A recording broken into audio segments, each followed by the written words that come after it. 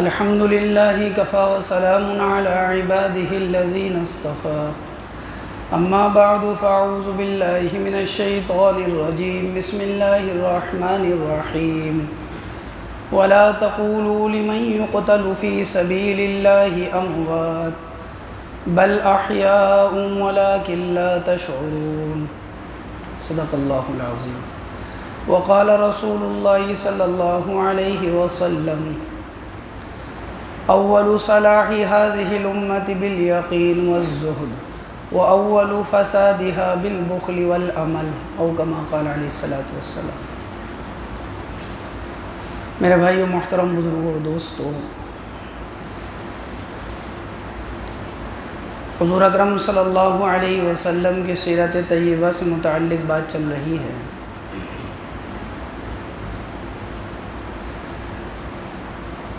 حضرت عثمان رضی اللہ عنہ کا تذکرہ چل رہا تھا۔ اسی سن 3 ہجری کے اندر اللہ کے نبی علیہ الصلوۃ والسلام کا نکاح ہوا حضرت زینب بنت خزیمہ رضی اللہ تعالی عنہ سے۔ حضرت زینب بنت خزیمہ رضی اللہ تعالی عنہ زمانہ جاہلیت میں بھی ان کا لقب ام المساکین تھا، غریب اور مسکینوں کی ماں، یعنی ان کا دھیان رکھنے والی، کیونکہ یہ غرباء پر اور اسی طرح یتیموں کے اوپر خوب خرچ کیا کرتی تھی۔ سن 3 کے اندر اللہ کے نبی علیہ الصلوۃ والسلام سے ان کا نکاح ہوا، اور یہ آپ کے نکاح کے اندر ایک قول کے مطابق 3 مہینے اور ایک قول کے مطابق 8 مہینے یہ آپ کے نکاح میں رہی اور ان کا انتقال ہو گیا۔ حضور اکرم صلی اللہ علیہ وسلم کی 2 زوجہ ایسی ہیں کہ جن کا آپ ہی کی زندگی میں وصال ہو گیا۔ ایک حضرت خدیجہ رضی اللہ تعالی عنہ، آپ کی موجودگی میں ان کا انتقال ہو گیا تھا، اور دوسری یہ ہے حضرت زینب بنت خزیمہ رضی اللہ تعالی عنہ۔ ان کا پہلا نکاح عبداللہ بن جحش رضی اللہ عنہ سے ہوا تھا۔ عبداللہ بن جحش رضی اللہ عنہ وہ صحابی ہیں جو احد کے دن شہید ہو گئے تھے،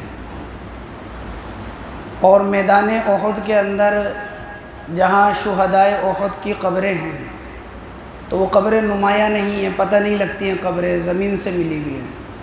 ان میں صرف 3 قبروں کے بارے میں معلوم ہوتا ہے، ایسا لگتا ہے یہ قبریں ہیں جو زمین سے تھوڑی سی اوپر ہیں۔ تو وہ 3 صحابی حضرت حمزہ رضی اللہ عنہ، حضرت مصعب بن عمیر رضی اللہ عنہ اور عبداللہ بن جحش رضی اللہ عنہ، وہ 3 صحابی جن کی قبریں لگتی ہیں، باقی سب کی زمین سے ملی ہوئی ہے۔ حضور اکرم صلی اللہ علیہ وسلم نے جب ان کا انتقال ہوا تو جنت البقیع میں ان کو دفن کیا گیا، اور آپ علیہ الصلوۃ والسلام نے ان کی نماز جنازہ ادا فرمائی۔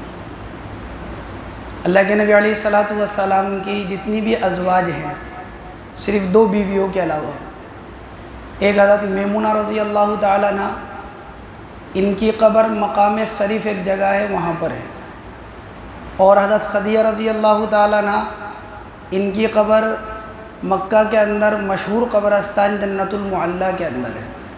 باقی جتنی بھی ازواج ہیں سب کی قبریں جنت البقیع کے اندر ہیں، مدینہ کے اندر۔ اسی سن 3 کے اندر ایک صحابی ہیں جن کی ولادت ہوئی۔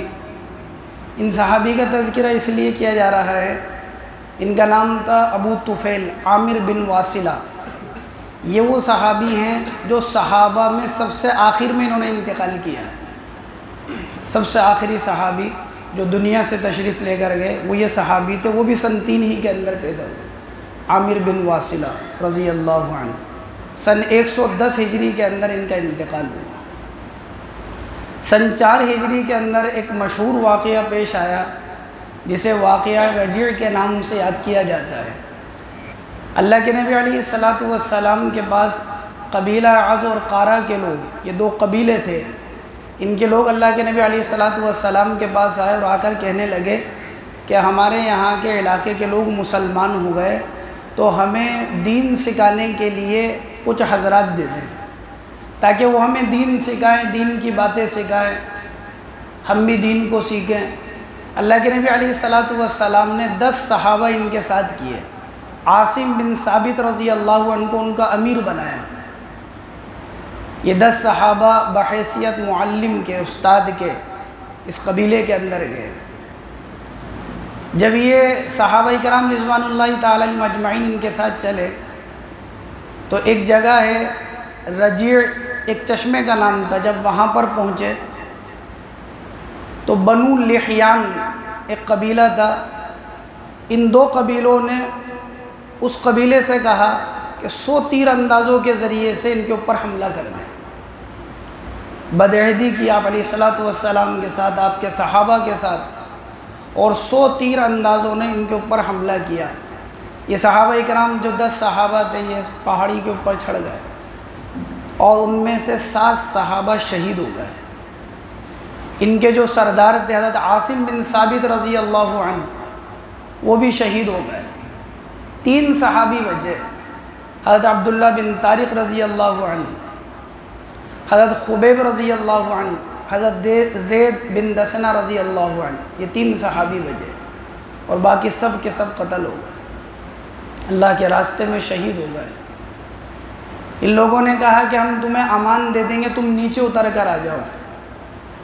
عبداللہ بن طارق رضی اللہ عنہ نے کہا کہ تمہارے امان سے بہتر یہ ہے کہ تم سے مقابلہ کیا جائے، کیونکہ تم وہ قوم ہو، تم وہ لوگ ہو کہ جن کے اوپر بھروسہ نہیں کیا جا سکتا، لا اعتبار ہو، تمہارے اوپر بھروسہ نہیں کیا جا سکتا۔ اللہ کے نبی علیہ السلام سے یہ بات کہہ کر آئے ہیں کہ دین سکھانے کے لیے چاہیے لوگ، تاکہ ہم دین سیکھیں، اور تم نے یہاں آ کر یہ معاملہ کیا ہمارے ساتھ۔ تو انہوں نے بھی ان سے جنگ کی، حتیٰ کہ عبداللہ بن طارق رضی اللہ عنہ بھی شہید ہو گئے۔ 2 صحابی بچے، حضرت خبیب رضی اللہ عنہ، زید بن دسنہ رضی اللہ عنہ۔ ان لوگوں نے ان دونوں صحابی کو مکہ والوں کے حوالے فروخت کر دیا، مکہ والوں کو فروخت کر دیا۔ یہ یہاں سے لے کر گئے تھے بنو لحیان والے، اور انہوں نے مکہ والوں کے ہاتھ فروخت کر دیا۔ حضرت زید بن دسنہ رضی اللہ عنہ اور حضرت خبیب رضی اللہ عنہ دونوں کو مکہ والوں نے شہید کیا۔ حضرت خبیب رضی اللہ عنہ تو کئی مہینے تک قید میں رہے۔ عقبہ بن حارث نے اپنے باپ کے قتل کے اندر ان کو قید میں رکھا۔ جب بدر کا موقع ہوا تو حضرت خبیب رضی اللہ عنہ نے عقبہ بن حارث کے باپ کو قتل کیا تھا، کیونکہ وہ غیروں کی طرف سے آیا تھا۔ تو باپ کا بدلہ لینے کے لیے خریدا تاکہ باپ کا بدلہ لیا جائے، تو کئی مہینے تک تو قید کے اندر رکھا۔ اور اللہ کا کرنا یہ ہوا کہ حضرت خبیب رضی اللہ عنہ جس جگہ پر ان کو قید کیا گیا، عقبہ بن حارث کی بیوی کہتی ہے کہ میں نے دیکھا کہ وہ وہاں پر انگور کھا رہے ہیں، حالانکہ اس زمانے میں نہ تو وہ زمانہ انگور کا تھا، نہ مکہ میں اس وقت انگور مل رہا ہے۔ یہ صحابہ کرام کے ساتھ اللہ کی غیبی مددیں تھی۔ انہوں نے کہا تھا کہ جب میرے قتل کا ارادہ ہو تو مجھے بتانا۔ تو جب ان کے قتل کا ارادہ کیا لوگوں نے تو عقبہ بن حارث کی بیوی نے بتایا کہ تمہارا آج ایسے ایسے معاملہ ہونے والا ہے۔ کہا کہ صفائی کے لیے اس طرح چاہیے، بال وغیرہ صاف کرنے لگے۔ تو عقبہ بن حارث کی ایک چھوٹی سی بچی تھی، وہ وہاں پر آ گئی، تو اس بچی سے پیار کرنے لگے۔ تو وہ بیوی یہ سمجھی کہ شاید یہ اس طرح سے اس بچی کو قتل کر دیں گے، گھبرا گئی۔ حضرت خبیب رضی اللہ عنہ نے کہا کہ ہم ایسے نہیں ہیں کہ اپنی جان کے بدلے میں کسی ننھی منی بچی کو قتل کر دیں۔ ہمارا مذہب اور ہمارا اسلام یہ بات نہیں سکھاتا۔ آپ کو جب لے جایا گیا تو بڑا عجیب معاملہ تھا۔ مکہ کا کیا بڑا، کیا بوڑھا، کیا جوان، کیا مرد، کیا عورت، سب آپ کو لینے کے لیے آئے، تماشا دیکھنا چاہتے تھے۔ تو آپ نے کہا کہ میں جانے سے پہلے 2 رکعت نماز ادا کرنا چاہتا ہوں، اور سب سے پہلے قتل سے پہلے نماز کا ادا کرنا وہ انہی سے آغاز ہوا ہے، حضرت خبیب رضی اللہ عنہ سے، کہ مجھے قتل کیا جائے گا، اللہ کی بارگاہ کے اندر مجھے پیش ہونا ہے، تو میں یہ چاہتا ہوں کہ 2 رکعت نماز ادا کروں۔ 2 رکعت نماز ادا کی ادا کرنے کے بعد اللہ کی بارگاہ کے اندر دعا کی کہ اللہ میرے اس معاملے کی خبر اپنے نبی کو پہنچا دے اور میرا سلام اپنے نبی کو پہنچا دے۔ صحابہ فرماتے ہیں ہم مدینے کے اندر بیٹھے تھے، وحی کے ذریعے سے اللہ کے نبی علیہ الصلاۃ والسلام کے پاس سلام آیا، آپ علیہ الصلاۃ والسلام نے اس سلام کا جواب دیا۔ ان کو لے جایا گیا تاکہ سولی کے اوپر ان کو چڑھا دیا جائے۔ جب ان کو سولی پر چڑھانے لگے تو وہاں ہجوم میں سے ایک شخص نے پوچھا کہ خبیب کیا تجھے یہ بات منظور ہے کہ تجھے چھوڑ دیا جائے اور تیرے بدلے میں محمد صلی اللہ علیہ وسلم کو سولی کے اوپر چڑھا دیا جائے؟ سولی پر چڑھ رہے ہیں، ہجوم میں سے کوئی پوچھ رہا ہے کیا تجھے یہ بات منظور ہے کہ آج تجھے چھوڑ دیا جائے اور تیرے بدلے ان کو سولی پر چڑھا دیا جائے؟ حضرت خبیب رضی اللہ عنہ دنیا سے جا رہے ہیں، یہ لوگ ایسا نہیں کر سکتے تھے خدا کی قسم حضور کے ساتھ، لیکن اس کے باوجود صحابہ کے دل میں اللہ کے نبی علیہ الصلاۃ والسلام کی محبت کیسی تھی۔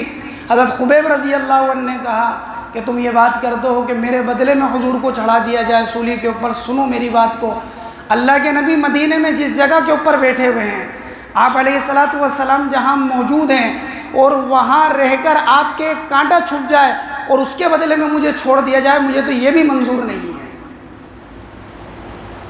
تو سولی کی بات کرتے ایک کانٹا چھپ جائے اور اس کے بدلے میں میری جان کو بخش دیا جائے، مجھے تو یہ بات بھی منظور نہیں ہے، حتیٰ کہ ان کو سولی پر چڑھا دیا گیا۔ اور یہی کا جب ان کے لاش کو سولی پر چڑھا دیا گیا، اللہ کے نبی علیہ الصلاۃ والسلام کو جب وحی کے ذریعے سے پتہ لگا، آپ علیہ الصلاۃ والسلام نے فرمایا کون ہے جو خبیب کی نعش کو یہاں مدینے لے کر آ جائے؟ تو دو صحابی حضرت زبیر رضی اللہ عنہ، حضرت مقداد رضی اللہ عنہ، ان دونوں صحابی نے کہا کہ حضور ہم اس کام کو انجام دیں گے، اور یہ یہاں سے چلے اور ان کی نعش کو وہاں سولی سے اتارا، رات کے وقت میں لے جا رہے تھے۔ اللہ کے دشمنوں کو پتہ لگا تو انہوں نے ان کا تعاقب کیا، انہوں نے اس نعش کو زمین کے اوپر رکھا اور ان سے نمٹنے لگے، اور اللہ کا کرنا یہ ہوا کہ وہ نعش زمین کے اندر چلی گئی، زمین نے اپنے اندر لے لیا۔ اسی لیے حضرت خبیب رضی اللہ عنہ کو بلیع الارض کہا جاتا ہے، یعنی جن کو زمین نے اپنے اندر لے لیا۔ وہ یہ چاہتے تھے کہ ان کی نعش کی بے حرمتی کریں، لیکن اللہ تبارک و تعالیٰ نے ان کے ساتھ یہ معاملہ کیا۔ جب قید خانے میں تھے تو معاملہ وہ تھا کہ بے موسم پھل اللہ تعالیٰ ان کو وہاں پہنچا رہے تھے۔ حضرت مریم ایک کمرے کے اندر تھی اور حضرت زکریا اللہ کے دین کی دعوت دینے لوگوں کو گئے۔ جب واپس آ کر دیکھا حضرت مریم کو تو دیکھتے کیا ہے کہ بغیر موسم کے پھل کھا رہی ہے، کہ جن پھلوں کا موسم نہیں چل رہا وہ موسم کھا رہی ہے۔ یہ کس کے ساتھ معاملہ ہے؟ حضرت عیسیٰ علیہ السلام کی والدہ کے ساتھ یہ معاملہ ہے، اور اللہ نے اپنے دین کی مدد کے اوپر یہی کا یہی معاملہ اپنے حضور اکرم صلی اللہ علیہ وسلم کے صحابہ کے ساتھ کر کے دکھایا۔ ان کے ساتھ بھی یہ معاملہ ہوا، اور حضرت زید بن دسنہ رضی اللہ عنہ کے ساتھ بھی یہ معاملہ ہوا کہ ان کو بھی سولی کے اوپر چڑھایا گیا۔ ابو سفیان جو ابھی تک ایمان نہیں لے کر آئے تھے، وہاں تماشا دیکھنے والوں میں سب لوگ تھے، ان میں سے ایک شخص کا نام تھا سفیان بن حرب۔ کہا کہ زید کیا تجھے یہ بات منظور ہے کہ تیری جگہ کے اوپر تمہارے نبی کو سولی پر چڑھا دیا جائے اور تیری جان کو بخش دیا جائے؟ تو یہی کا یہی جواب تھا حضرت زید بن دسنہ رضی اللہ عنہ کا۔ یوں فرمایا تھا کہ اللہ کے نبی علیہ الصلاۃ والسلام جہاں پر موجود ہیں وہاں ان کو ایک کانٹا چھپ جائے، مجھے یہ بات بھی منظور نہیں کہ میری جان کو بخش دیا جائے، ان کے ایک کانٹا چھپ جائے۔ تو ابو سفیان بن حرب نے کہا تھا خدا کی قسم میں نے دنیا کے اندر کسی انسان کو دوسرے انسان سے اتنی محبت کرتے ہوئے نہیں دیکھا جتنا محمد صلی اللہ علیہ وسلم کے صحابہ کو ان سے محبت کرتے ہوئے دیکھا۔ صحابہ کی محبت اس طرح تھی کہ صحابہ اکرام اپنی جان کے نذرانے پیش کر دیا کرتے تھے، لیکن حضور اکرم صلی اللہ علیہ وسلم کے اوپر کوئی آنچ آ جائے، کوئی حرف آ جائے، کوئی آپ کے لیے کوئی لفظ حرف غلط سننا برداشت نہیں کیا کرتے تھے صحابہ اکرام۔ اللہ کے نبی علیہ الصلاۃ والسلام کا وصال ہوا، اما عائشہ رضی اللہ تعالیٰ عنہا کے پاس ایک عورت آئی، نے کہا کہ میں حضور صلی اللہ علیہ وسلم کی قبر کی زیارت کرنا چاہتی ہوں۔ اللہ کے نبی علیہ الصلاۃ والسلام کی قبر کے پاس بیٹھی، اتنا روئی زارو قطار روتے روتے کہ وہاں جان دے دی، زاروں قطار روئی اور روتے روتے وہاں جان نکل گئی۔